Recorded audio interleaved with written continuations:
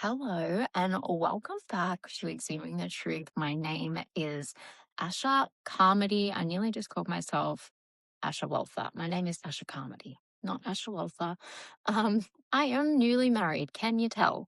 Anyway, this is Exhuming the Truth. I am your host. I am also a forensic scientist and a criminologist. So tonight we're doing something a little bit different. Now, this is a typical Exhuming the Truth episode. However, we are talking about a case that is certainly in the spotlight at the moment all across the world.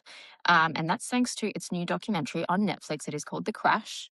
And we're going to be talking a bit about vehicles as weapons tonight, which is a little bit different than what we're usually talking about. And when does a car accident or a car crash become murder? So you may or may not have seen The Crash. It's out right now. There's a few things I hate about it. I'm not going to lie, I do love a good documentary. I have found, however, a lot of Netflix's documentaries side with the wrong side. I find there's not adequate evidence to tell you the whole truth, if that makes sense. And I don't love that. And I didn't love about this one. I had heard the story of this case where essentially what I knew was there was a young girl, she was in a relationship, she had her boyfriend in the vehicle and a friend in the back seat of the vehicle, and they crashed the car. And the two boys passed away and she survived, and then she got charged with murder. So that's basically the background that I had of it. My mum had told me about it because she had watched an episode on it before it came out on Netflix, and I kind of read into it a little bit. Now, because it's not an Australian case, I do prioritize my clients' cases first and foremost, then Australian cases, and then I try and keep up to date with what's going on in the world, particularly in America, because there's always a lot going on there. But this one, it immediately pissed me off when I heard that it was available on Netflix, and the cover photo was of the offender's face. That really, really pissed me off. I feel like if we're doing a documentary about people losing their life and kind of telling the story of how that came about, their faces and names should be front and center, obviously with permission.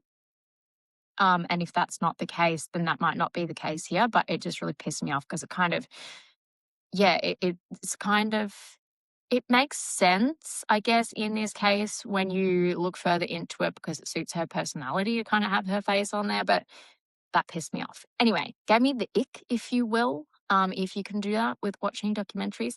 Now, I have decided to call this episode the Strongsville Crash, what happened to Dominic Russo and Davion Flanagan.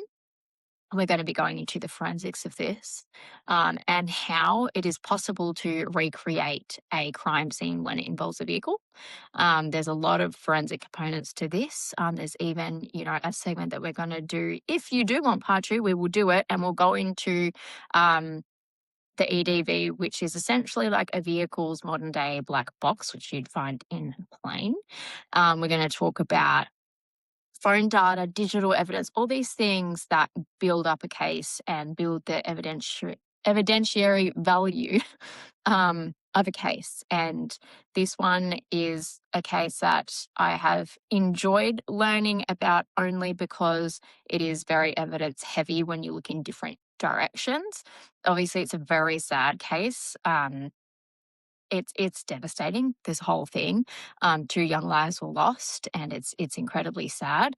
The documentary was well put together. Like I said, I do wish that they included more evidence, and the evidence that was not included in that documentary, I'm going to include it. So if you have missed out, don't worry, I'll have you covered. I have made a bunch of notes in case I have forgotten any pieces of information.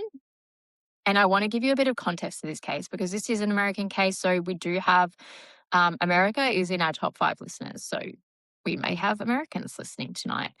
Australia is obviously number 1 because I'm Australian. But when we're talking about the crash, we have to remember conversions. So when we're talking about the vehicle crashing at 100 miles per hour in Australia, that equates to approximately 160 kilometers per hour, which is absolutely insane. So little things like that matter, and I'll try and do the conversions as we go along. But if I don't, please feel free to pull me up on that.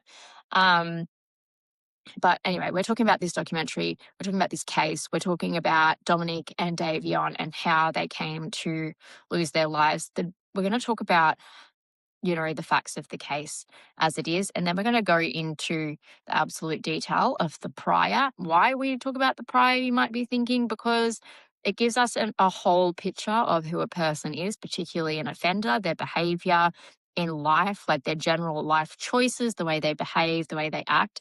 That all very much matters when we're doing like a criminological analysis. It's obviously psychology as well, but it does matter a lot for evidence. It's obviously also contextual evidence, I guess. But we'll do that a bit later. We're just going to go through from A to B first, so everybody has a bit of a clear mind on where we're at.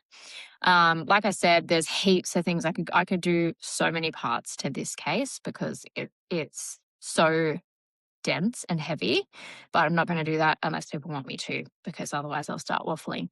While I'm on that, I did get a lot of requests for parts 2 and 3 for Gus Lamont. They're coming. Now, let's go back. This is in 2022. Okay, so it's 2026 right now. It's 2022, and you've got to remember that it does take time. It actually did take time in this case for it to be, to make an arrest, because initially they were like, is this a crime? Did a crime occur here? Because a lot of the time there's car accidents and no one's at fault, or, lots of things happen on the road. I'm not going to go into all of them, or we'll be here all night. But this was the 31st of July 2022. It's a very early morning, okay? Because the night before, the 30th of July, they were out and about with friends, socializing and what have you. So this is really early in the morning, around 5:30 a.m. Now, Strongsville is in Ohio, and we have the offender, Mackenzie Shirilla. And Mackenzie was 17 years old at the time of this car accident. Now, the 31st of July, 2022, it's around 5:30 in the morning. It's very quiet, obviously, not many people out and about at that time. This is an industrial area of Strongsville, okay? So this isn't a residential area, it's industrial, and it just so happened that there were businesses in that area that happened to capture this entire thing on CCTV. So Mackenzie Shirilla is driving her vehicle. It's a Toyota Camry, and she has turned into a street normally. She's driving the speed limit. She slows down to turn right onto this street, like it's very calm, calculated driving. Then from there, so the accident is just completely erratic, okay? She accelerates hard to 100 miles per hour, so that's give or take 160 kilometers per hour in Australia, and slams her vehicle into a commercial building. Now, inside that vehicle, she's in the driver's seat. Her boyfriend, Dominic Russo, is in the passenger seat. And in the rear is Davion Flanagan. And he's a friend of both of them, but not really Mackenzie. He was introduced to Mackenzie from her partner, Dominic. So it is more so Dominic's friend. So Mackenzie is 17 years old. She is driving. Her partner, Dom's 20. He's in the passenger seat. And their friend, Davion's 19, in the rear seat. Now, on arrival, both boys are pronounced dead. Who called 911, you ask? There was somebody doing their morning run, and at around 6:15 a.m., they've noticed the crash and called 911.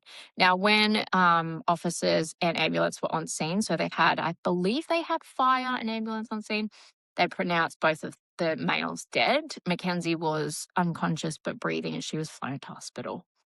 Now, she is the youngest, obviously, and she is driving. And this is something where you're going to be like, you're either going to be on one side or the other. Because when you look at it like this, you do think, well, it could have been just an accident. And sure, it could have been. But industrial areas and residential areas in Australia are typically 50 kilometres an hour. It's not much. It's not typical to see somebody going 160 in those types of areas, particularly constant acceleration. And this is where the forensics really comes into it when we break it down. And I think you're going to find it really interesting, because we're approaching this entire case from that angle, from the evidence angle, forensics. We're doing everything, like move over social media narrative, throw it out the window. We're focusing on the forensic evidence. And if you're wondering what side of the fence I'm on, I am going to tell you. Not yet, because I'm going to give you a bit more information first. And I want to see where you lie on either side of this fence, because this case sits at a very uncomfortable intersection of this collision forensically, the digital behavioural evidence. Of course, we have a lot of it's 2022 when this happened, but there's still a lot of things we can uncover from modern vehicles, mobile devices, and things like that, CCTV even. We have toxicology involved here. Yay for me, because I majored in toxicology and I love that. We have psychology in here. We have modern digital life. Like, there's so many things here at play that it's so uncomfortable in the middle to be there. And at the center of this, of course, and in all of the cases that we talk about, the front and center of every case are the victims who have lost their lives. And it's an incredible tragedy. And this is a very violent and horrific way to die. And they never had a chance, essentially, in this case. And particularly if you have a look at the CCTV, you can see that they really just did not stand a chance. Now, before we discuss Mackenzie Shirilla, the offender and the driver, we need to talk about Dominic and Davion, because they're not side characters in this story. They are the victims. This is their story. And essentially, this is justice for their lives. Like, this is what this whole thing's about. It's not about her. This is why it pissed me off that her face is on the front of the documentary. Like, this is not about her. Yes, she caused this, but this is their lives that were cut short, and their family who have to deal with this. So let's talk about them first so you can get to know them a little bit. Now, I'm going to look at my notes a little bit because I don't want to get it wrong. Close. Sorry. Now, let's talk about Dominic. I might refer to him as Dom here and there. Sorry, I have another microphone on my lap. Get rid of that. I thought it'd be distracting because my kids got it for me and it flashes different colored lights. Anyway, so we have Dominic Russo, and he was 20 years old at the time when he passed away. And he's from a really large family. I was actually really surprised because he is the youngest of 7 kids, which is huge and not overly typical. So we have his dad, Frank, and his mum, Christine. And then, of course, we have his siblings. Now, when you're watching the crash, and I don't mean the actual crash, when you're watching the documentary named The Crash, you will see a bit of Dominic's dad, Frank, and one of his sisters, and they sit down and have quite a bit of a chat. They're lovely. Here now, Dom and Mackenzie had been in a relationship for a number of years, and apparently it was very on again, off again relationship. There's evidence to that, which we'll get into later, but they'd been together for approximately 3 years. Now, there are multiple witnesses who came forward in this time frame after the incident that were able to confirm this was very on again, off again, and very volatile. And the offender who was, provoking things, if you will, was Mackenzie. It was very emotionally intense. There were many occasions that Dom had actually used his mobile device to film and record both video and audio of times where she was quite volatile, hostile, if you will, emotionally manipulative. There's a lot of clips that you can listen to or watch that show her behavior toward him. And if you do not open this door right now, I will key your car. Things like that. It's really uncomfortable to watch, but it's very important background behavioural profiling for this case. And it's very, very relevant to this case. It shows their relationship and the way she behaved. And we'll get back into the details of that. But there was one prior incident between Dom and Mackenzie, and that became really particularly important throughout the trial because there was an incident where she was driving her vehicle, the Toyota Camry, that she crashed. And Dom was in the passenger seat, and he was getting so uncomfortable with her erratic driving that he had tried to call his mum. And the intent behind that was he was trying to get in contact with her to say, hey, like, I'm uncomfortable. Can you please come pick me up? She's driving crazy. But the mum did not pick up. She was busy at that time. So instead, he phoned a friend, and his friend actually managed to catch up to the vehicle where they were after being on the phone to Dom. And they had parked on the side of the road, and Dom's door was open, and the friend pulled up behind them. And the friend heard when Dom phoned the friend and said, hey, like, this is where I am. Can you come and get me? Like, I'm so uncomfortable. She's driving crazy. The friend heard Mackenzie make a number of like really inappropriate remarks that were really concerning at that time. We're going to go into those a bit later, but they do refer to her driving and threats and possibilities of harming Dom. And the friend said that, which is very admissible evidence, but this friend did say that when he pulled up and got out and Dom's car door was open, Mackenzie was hitting Dom with both arms, which is incredibly concerning. And that detail, all of these details, in fact, they matter incredibly because, yeah, all of these little things, they add up. And in fact, they're not even little. They're quite major.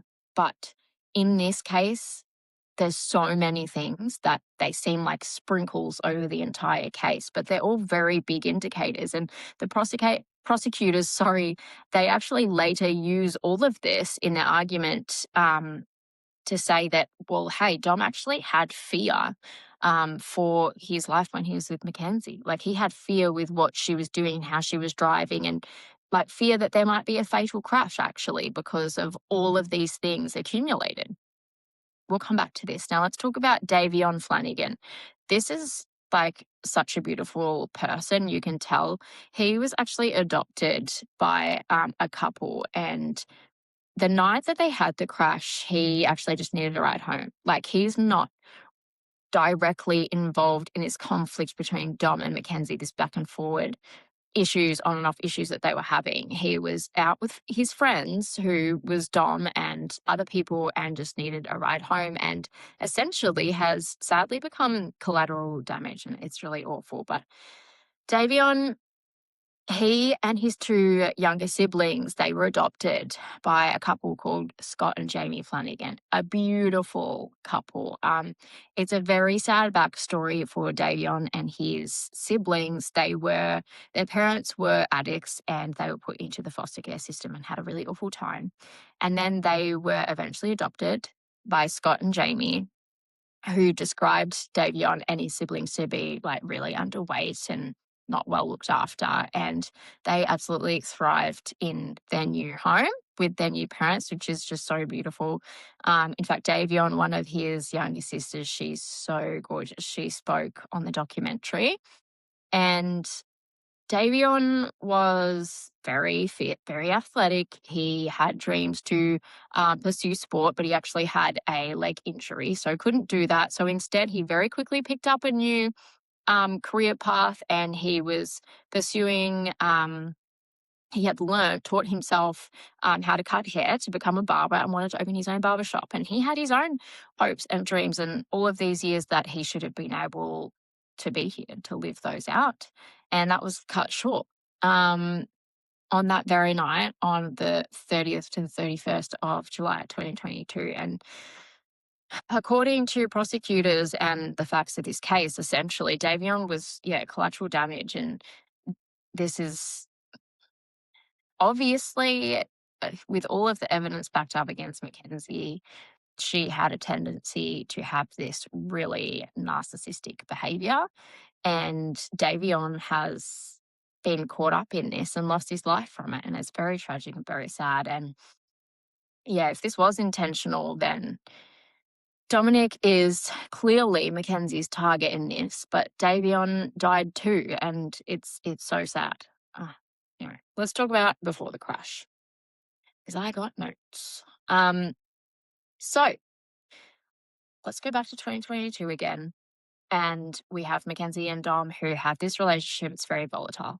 Like they're literally arguing all the time. When you watch these documentaries and you kind of learn about the dynamics of the relationship, it's very clear that Mackenzie is a bit of gold digger, if not a huge gold digger. She's posting TikToks of all of the presents she's receiving off Dom, and they're all very expensive and everything. Even her own dad speaks on this documentary. God, the irritation that those parents brought me. The dad speaks on this documentary and he's like, don't quote me, but it's to the effect of that Dom was quite well to do. He worked hard and, was bringing in money, and he was spending a lot of money on her, and she liked that. And the dad said that, yeah, she liked that. Like, this just made me feel sick to my stomach, to be honest, because knowing that he's doing this and he's spending his hard earned money on her to please her, and then she's treating him the way that she was treating him is just disgusting. And like I said, there were so many witnesses that actually came forward and were like, there were arguments, there were like, she was very possessive, she was emotionally abusive, she was like, there were lots of threats, and her driving behaviour came up on more than one occasion. And one alleged statement prosecutors referenced was, and I quote, "I'm going to wreck this car right now." That's what she said to him. That was when they were driving. Now, forensic behavioural analysis is not about saying someone made a threat and then therefore they're guilty. It's about recognising the pattern of behaviour.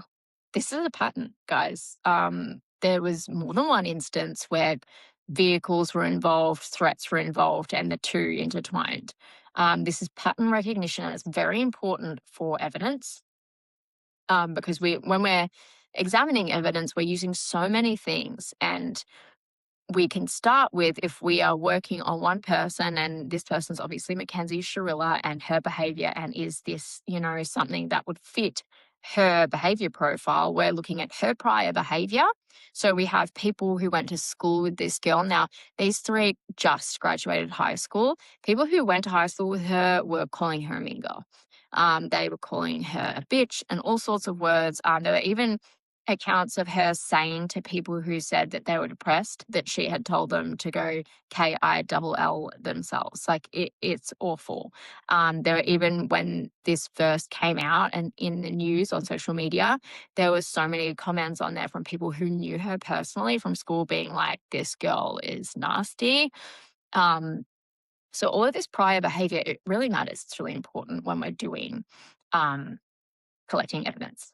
Then we have, of course, her escalation and her behavioural patterns of escalation. So going from, oh my God, I love you, thank you so much for these gifts, like love bombing, and then flipping to, I will crash this car right now. So we have that kind of coercive control that she is, like, she has this over him. Then we have the emotional. Well, she's quite volatile. She's emotionally volatile. That falls into coercive control as well, and that is pattern recognition. Control dynamics, also coercive control. Just so many things, and this is proving the point that these behaviours that she's portraying, they're consistent, and that's what we want to see. We want to pick up a bunch of behaviours, look at her life and her history, and say, okay, well, this is the consistent pattern of how she behaves. This is typical behaviour of hers. And that's what's happened here. It has not been difficult to collect the consistency of this really volatile behaviour, and very rocky, like very instantaneously hot and cold. Now, prosecutors also believe that there was emotional escalation prior to this crash. So what I mean by that is, like, there could have been a fight, an argument, what have you, and any of this could have caused her to do what she did. Now, let's talk about the night of the 30th of July / 31st of July, because as we said, the 30th of July evening is when they all got together, and it went on until the early hours of July 31, which of course is when the crash happened. So apparently they went to a graduation party before going to another friend's home that night. That was what they were doing. And when they had crashed the vehicle, investigators collected a bunch of evidence from the crash after they had extracted the people. Now, that included marijuana, which I'm going to refer to as grass so we don't get banned anywhere, mushrooms, and digital scales. Now, all of these three things were inside Mackenzie's Toyota Camry. And like I said a bit earlier, another thing that becomes massive in this case is toxicology. Okay. And they, of course, did a toxicology report on Mackenzie after taking her blood, and her THC levels, so this is in grass, was reportedly over the legal driving limit. Now, in Australia, it's not legal to smoke grass. So you wouldn't be driving with that in your system. There is no legal limit. The legal limit is nothing. So in America, I don't know if that's different. I did not look at that, probably should have. But this is where forensic nuance really matters. And I want to underline this massively because she had grass in her system and that THC level was over the legal driving limit, this impairment does not automatically exclude intent. You can be heavily impaired with any substance and still have intent. And it's really important that you know and learn immediately before we move forward that those two things can coexist. You can be intoxicated and have intent. They can both exist at the same time, and that's very important because you can still act deliberately when you're impaired by anything, alcohol, grass, what have you. And this distinction actually does become really critical in the court trial. Now, let's talk about the timeline. Let me go into my timeline notes because this drive's really important, and I'm going to do a reconstruction for you because why did anybody ask for this? No, they didn't. Will they? I don't know. Maybe, maybe not. But I want to do it because I haven't done a good vehicular reconstruction in a while, and they're one of my favorite things to do because they show precision and accuracy. And we can tell when we do a forensic reconstruction, this is one of the biggest things in proving somebody's guilt or somebody's innocence. And I want to show you how. I'm going to talk about it first, but I am going to do a recon for you. Now, we're talking about the drive.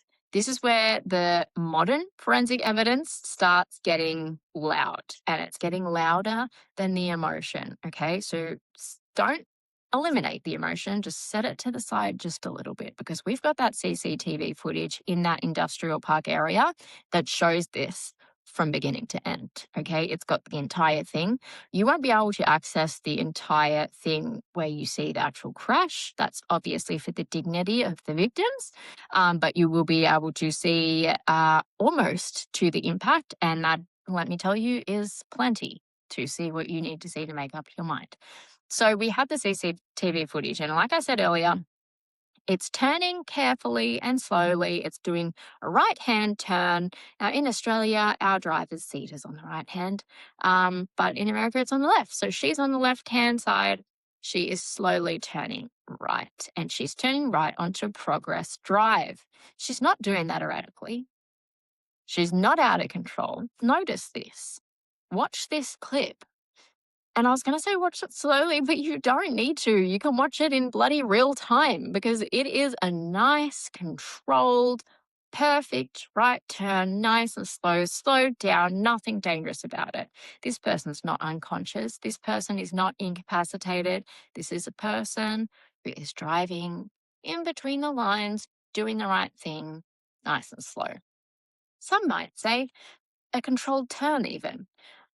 So now she has turned onto Alameda Drive, okay? Before heading deeper into this industrial area, how does she know where she's going, you ask? Well, wouldn't you like to know? Because this matters enormously. This area is not, a typical route that she or the other two boys would take to or from any of their residences because it is not on the way. This is definitely a detour. And how does she know where she's going? Well, because effectively, a few days before, thank you to the trusty old mobile phone, we are able to pick up on her GPS tracking and her geolocation. And that tells us that in the days prior to this crash, Mackenzie Shirilla actually did a dry run. And if you don't know what a dry run is, it's basically a little bit of practice. She's gone to this area, she's done this exact drive, caught on this exact CCTV, done the exact right turn, and she has learnt where to go and where she is going to crash into. Bit weird, don't you think? She's also done this in the very early morning hours. Why, might you ask? Less people, maybe. Less people to catch her in there, I guess. She doesn't know that CCTV is a thing and it's watching her. She's got no other reason to be in there. Very weird. Now, the prosecution argued that there was absolutely zero logical reason for her to previously travel that way. That, like, what's there for her? She doesn't need to be there. Very interesting. Um, and that's what would fall under behavioural evidence again. And it's not proof on its own by any means, like that she drove in that area a few days prior. Is that proof on its own? No, it's not. But it is contextual evidence and it contributes to the larger picture. And when that contextual evidence aligns with forensic reconstructive evidence, then investigators start to look at things like her intention. And again, we're comparing that or adding it to, I guess, the layers of her prior behavior. Why would she do this? Is this typical of her? Does she drive this way to and from work or school or mum and dad's house? No. So why is she here? And then the second time she's here, it causes a fatal crash. Why?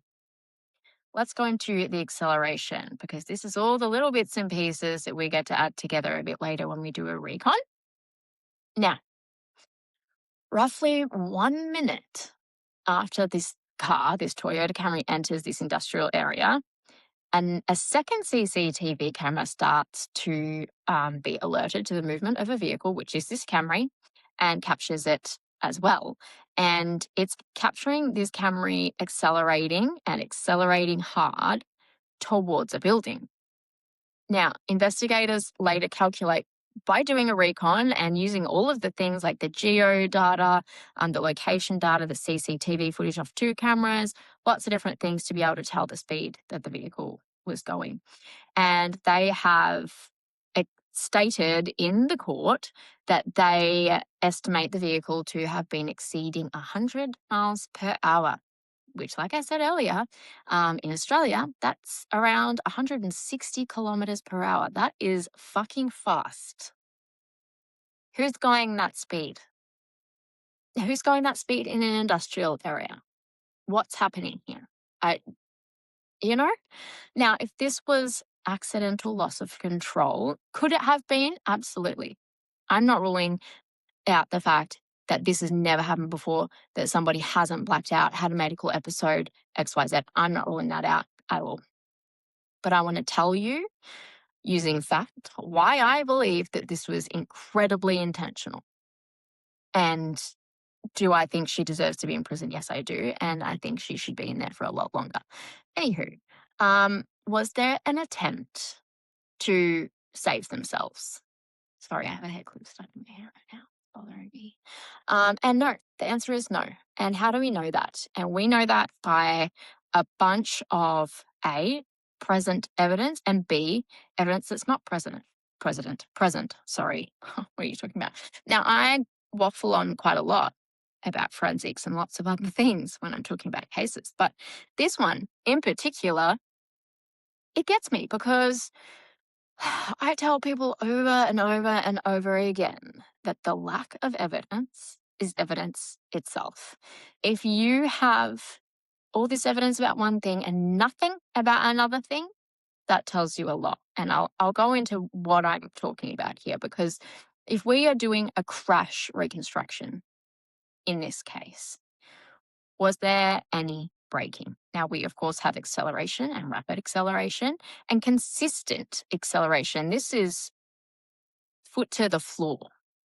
Some in Australia would call that a lead foot. That is pushing that accelerator pedal down and not letting go for dear life. Okay, that is acceleration. That is consistent acceleration. Now, if you were bracing for impact or trying to avoid an impact, there's many things you would do, such as braking. steering the vehicle away from something that you might be in the line of, that you might be hitting. And a lot of the time that comes in the form of overcorrection. And that sometimes is what causes a crash, when a vehicle might overcorrect. And that means, turning too hard one way and then turning too hard the next way. And that causes lots of things that we are able to account for as evidence, such as skid marks, the evasive steering, the overcorrection, any evidence of a panic response, which is exactly what you would expect in that moment if you are driving the vehicle. You're going 100 miles per hour / 160 kilometers per hour, and you're trying to stop your vehicle from hitting a building in front of you. These are all the things you'd be doing. There was no braking here. There was no skid marks on the road, on any grass, nothing. There was CCTV footage to show that there's actually 2 bumps in the road. And by that, I mean a little bit of a curve. And she's perfectly gone whoop, whoop, through that road at that speed. And I'm saying that for pure realization that should she have been having a medical episode, she probably wouldn't know exactly where to steer the vehicle, if you know what I mean. There was no overcorrection, not a single drop of evidence of a panic response. Like I said, that's, what you'd be looking for. And instead, the prosecutors argue, and I'm going to argue when I do this recon, that there was sustained acceleration, so consistent acceleration, like foot to the floor directly into a fixed object. So there was not even any braking attempted before, they've left the road and gone onto the grass, because there is grass obviously before that building. Nothing. And that distinction is absolutely everything. There was consistent acceleration until impaction. I'm sorry. And it's not even like, oh, we were going 60 or 80. No, like you were going top-notch speed in an industrial area, which you never should have been doing anyway. Should she have been having a medical episode, would the passenger in the passenger seat try to grab the steering wheel, and then there would be overcorrection, and then maybe a different type of accident? Like so many things. When you lose consciousness, for example, if you're driving, it puts your body into limp mode.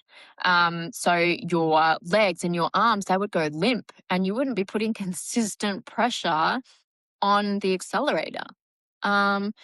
Anyway, there's a number of times, and I don't want to take away from the amount of accidents that have occurred in true accidental high-speed crashes, because that's very real, and that's in entirely different circumstances, and I'm talking like every circumstance possible, because every time there is a true accidental high-speed vehicular crash, driver almost always demonstrates survival reflexes. And those are things like I just spoke about, like braking, swerving, overcorrection, abrupt throttle release even.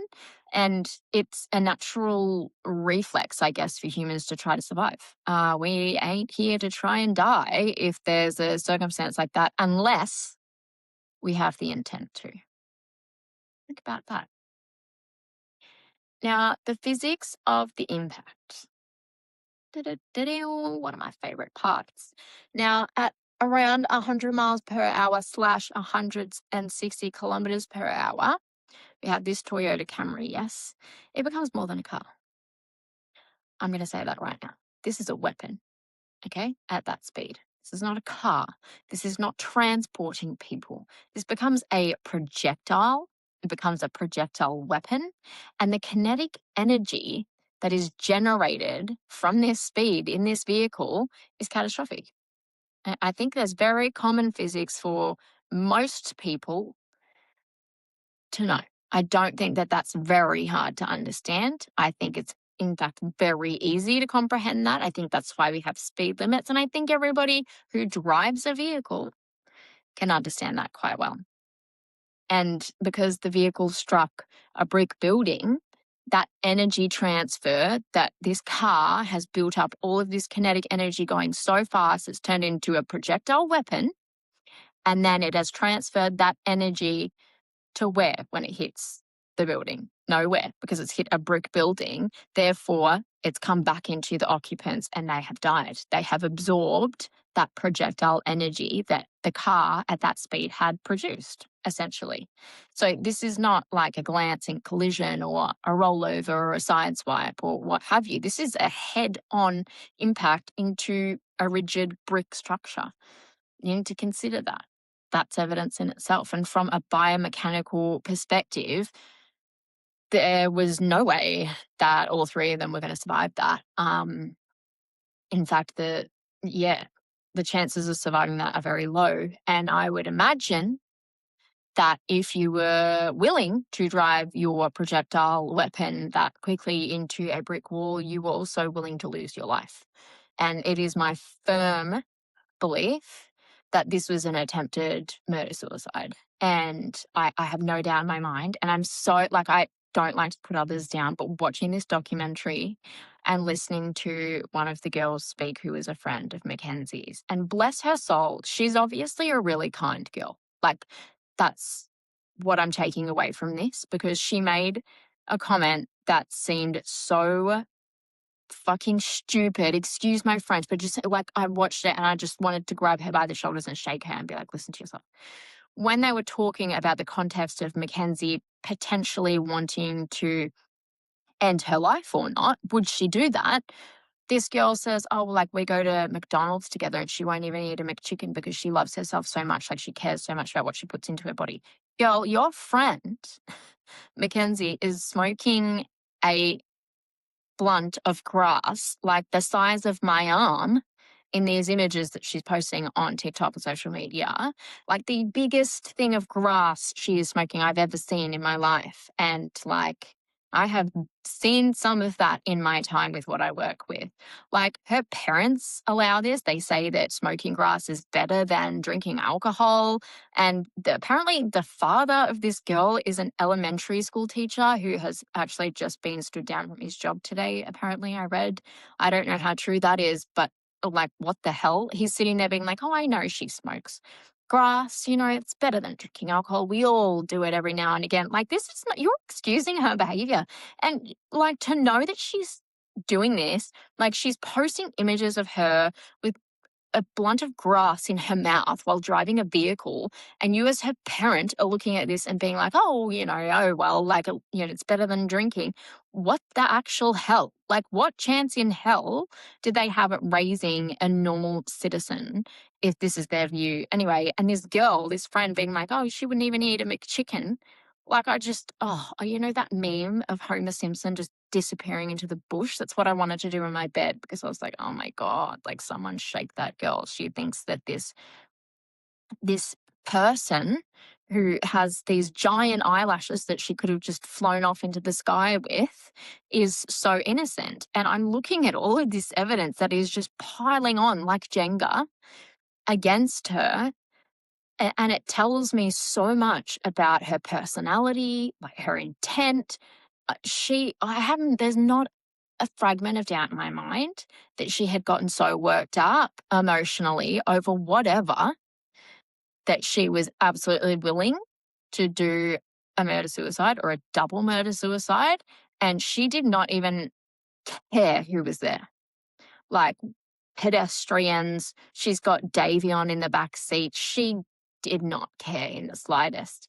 And like, we're going to get into the medical situation where she claims she has POTS, which she very well might have POTS. But as somebody who suffered with POTS for a very long time, I am going to talk about it. The evidence stacks up against her. Like, it just makes me sick. Now, she survived with orthopedic injuries, so that just means like broken bones and things like that. And this survival is obviously very controversial because, like I said, I believe what I believe. And a lot of people are like, oh, why would she want to do that to herself? Why does anybody? Do you know what I mean? There's many people who lose their lives intentionally. Why? And there's always co-contributing factors. So we need to talk about it, because if she intended to crash, why did she survive? And the forensic biomechanics can partially answer that. Now, the survival outcome when it comes to crashes, it differs, but it depends on the seat position, so where she was obviously driving, the impact angle, so what way she was facing when she hit the brick wall and what way the car was facing, etc. The restraint systems, was she wearing a seatbelt? Bracing behavior, did she have the opportunity to brace? Crush intrusion, occupant kinetics and things like that. Now, it was said in the video where first responders were there that Davion was in the back seat and Dom was in the front passenger seat. And they said when they arrived that actually Davion ended up in the front passenger seat with Dom, which is very sad. And that shows the impact. That shows how much kinetic energy was in that vehicle when they hit that wall. Now, the impact reportedly favoured the passenger side slightly, and this matters because the prosecution actually never needed to prove that she intended to survive. That wasn't a part of the trial. They didn't need to go into that. I am, because, well, actually, I might go into it more when I do the recon, because that is going to make more sense when you see it, and then I can show you and explain to you at the same time. We'll come back to that. I'm sorry to, get you up and then push you back down again. We'll come there. Let's talk about POTS. What is POTS? It's postural orthostatic tachycardia syndrome. I was diagnosed with this a number of years ago. I take medication 6 times a day for it. I have it quite bad, amongst other issues. Now, she claims to have had it. She very well might. Now, she is saying, maybe I had a medical event due to POTS. And is that possible? Of course. Of course it is. I've actually had a POTS medical episode while driving and nearly crashed my car. And I was driving along the freeway in Australia. It was 110 kilometres an hour. I'm a responsible driver. I usually have my kids in the car, but on that day it was just me. And I felt, a lot of the time when you have POTS, the blood rushes away from your brain and into your body. And it makes your heart rate go quite high. It makes you really lightheaded. And I felt those effects coming on, as you typically do. And I fainted behind the wheel going 110 on a straight road. It was quite momentary, like a number of seconds. And when I woke up, my vehicle was in the median strip, so the middle section between both roads. It was on an angle nearly sideways, and it was stopped. So I'd hit like a couple of bushes. There wasn't like major damage to my car or anything. I did have to ring for help and whatever. I was fine. My car was essentially fine. But at no point did I maintain 110 acceleration on my acceleration pedal. At no point did I continue straight on the road and therefore know how to direct my limp, momentarily lifeless body. I certainly didn't go into rigor mortis and have my leg go stiff straight so that my foot went foot to the floor, sorry. Anyway, now POTS does involve, like I said, tachycardia, high heart rate, dizziness, syncope, so that's momentary fainting, pre-syncope, that's, knowing that that's coming on, tunnel vision, cognitive fog and things like that. It's shit. Like, it sucks. I'm not going to lie to you. And medical episodes do happen, of course, and they do happen behind the wheel. But the context matters, and it's so important because the physical evidence in this case doesn't match the claimed medical event. It just doesn't. Like, it could have if it was a regular crash, but the fact that it's foot to the floor at 100 miles per hour straight into it just, I'm sorry, and it's not like a 2-second foot to the floor, bang, it's right there. This is, very intentional. Anyway, if it was a true POTS event or a blackout related incident, you would expect certain things to show up in evidence. And this is why we call it evidence, guys, because it proves, sorry, I have, if you haven't watched my very first episodes, I have a neurological disability from an accident, and I have to keep moving around because of my leg. And usually you don't know that because I do a lot of just audio podcasting. But since I've been doing video ones, people are like, why are you always moving around like that? That's why. yeah, you would expect the evidence to show, should she have had a medical episode where she's blacked out, an uncontrolled drift. So I'm talking like, maybe fishtailing through the road, maybe an inconsistent steering pattern because she might have been holding only one side and then she's blacked out and she's let go and therefore it's turned. You would also maybe expect the person in the passenger seat to try and correct that steering. You would expect gradual deceleration, not acceleration, because the pressure of the foot on that pedal would come up while your body's going a bit limp, and then therefore the acceleration would slow. You would have a random trajectory. You would for sure not be going definitely on that intended road in the exact spot in between the lines, as they were, might I add. There would be variable pedal pressure. Sometimes people might I was going to say shimmer. That is not the word. Tremor. That's it. So the pedal might go a little bit fast and then slow off and then a little bit fast. But this crash showed like maintaining that acceleration at 100 miles per hour, that directed trajectory, like that's the building we're going to, that's where we're going, and we will do the appropriate turns as needed. Controlled steering before acceleration, no evidence of unconscious drift, nothing like that, no skid marks. And that just wipes out the medical claim. And even, when she was in the next episode, I'm going to include some audio from these clips where she says, can't we just say that like I fainted or something? She said something along those lines. No, we can't, is the answer, Mackenzie, because we have the physical evidence and it's not on your side. It's just not. And it's also really important for her. Like, lying harbors chronic illness, if I've ever seen it. So, like, that's my advice to her. But anyway, let's move along. I know this is really long, and I said I was going to do a couple of parts. I'm really sorry. I hope it's not too long. Anyway, if it is, you can pause, go make a snack or something. Let's talk about modern evidence, and by that I mean phones, GPSs, and a lovely app that I use that I can't show you because it's on the device that I'm recording with.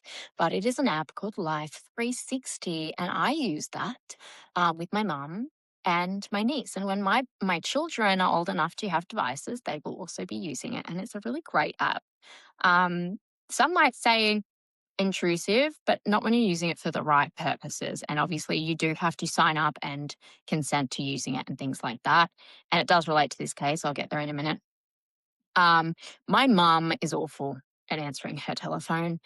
And I am occasionally, well, yeah, I'm also awful at answering my personal phone. And I also have a lot of medical conditions and a disability. And my mum is consistently worrying if I'm okay, if everything's okay, particularly when I go and see my horses. She's always worried that I might have an accident because that's how I acquired my disability. And with this app, she can see where I am, how long I've been there for. It will report if there's a crash, things like that. It'll alert her if I've changed locations and where I am and things like that. And same with her. So if she's not answering my calls and I can see she's at work, I'm like, okay, well, she's at work. Annoying that she doesn't want to chat, but I know she's okay. It will report anything kind of sinister, which is really great. And then we have it for my niece because, she's at that age at the moment where she likes to wander around with her friends and we like to know that she's safe and we look after her. So there's that. Now, why am I talking about this? Because it's a great app and because it comes into this case. And in the documentary, one of Dom's friends actually comes forward to the police once the investigation has started. Because you have to remember, this case did not start as like a murder trial. It was like, okay, this is a very sad crash. But as they looked further into it, they were like, okay, well, they got to Halloween actually of 2022. And Mackenzie was posting on TikTok just 3 months after she lost the love of her life and his friend, and, at the hands of her, essentially. She had posted TikTok videos of her on Halloween dressed up as a corpse. doesn't seem overly remorseful. In fact, seems very inappropriate. It was only 5 days after that she was arrested for the alleged murder of these 2 boys. And once that happened and people knew there was an investigation into this, then the friends came forward to the police and they said, hey, we actually have the Life 360 app and Dom's on it. Like we're on it with Dom. You can select who you're on there with, and they were able to use that data or data for our American listeners to say, well, this is, where he was and what was happening and things like that. And that's really useful because that with like GPS history, phone records, text, social media behavior. Like I said, her betraying a corpse for Halloween 3 months after you've just killed 2 people. Of course, the way people communicate, the way they talk to each other. And then we have the vehicle data because we have modern vehicles now and not donkeys and horses. We can go, okay, well, this is what the vehicle's telling us. And modern cars actually record a large amount of information. And that includes the throttle position, the speed that the car was going, the braking, the steering input, so many things. And I'm going to get further into this, but I think I'm going to call it because it's been nearly an hour and I don't want to bore you too much. If you want part 2, which trust me, I've got it. I'm ready for it. Let me know because I am more than ready to release it and get into it. And I also really am dying to know what side of the fence you guys are on before this and after this. Anyway, this is part 1. I hope you've enjoyed it. My name is Asha Carmody. I'm a forensic scientist and criminologist. Please let me know if you liked it or not, and make sure you follow along and subscribe to our work so we can help more people.